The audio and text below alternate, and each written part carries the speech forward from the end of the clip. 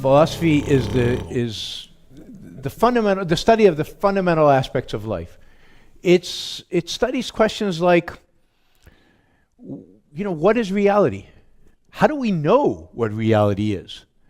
And what are we? What is mankind? What kind of an animal are we? And what is our purpose in life? What should be our purpose in life?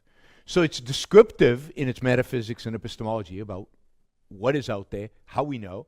And then it's prescriptive in a sense of, well, what kind of life should you lead? What kind of values and what kind of virtues should you engage in? And of course, that leads to kind of political philosophy, which then tells us, well, what kind of political systems are good? What kind of political systems are bad? What's good? What's evil in terms of politics, not just in terms of human behavior. And it even addresses kind of the human need for aesthetics, for art, and there's a whole field in philosophy that deals with aesthetics, which we probably won't talk about today. And it's important because at the end of the day, it shapes everything. Even people who've never read philosophy and don't know anything about philosophy and would deny they've been exposed to any philosophy are guided by a philosophy implicitly. They absorb it from their parents, from their teachers, from their professors. If you ask them, what is reality? They have an answer.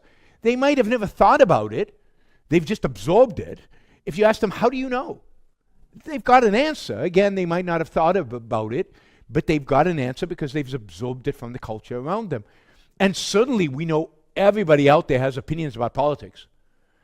And how many of them have really thought it through and really established their foundations and thought about what are their foundations in political philosophy and why they hold those foundations, and this is the kind of system of government, and therefore, we should have socialized healthcare, or we should have private healthcare, but they have reasons. Most people don't have reasons because they've never thought about it. So philosophy is that system of thought behind it all that shapes every aspect of human behavior. Everything that we do is ultimately shaped by a philosophy.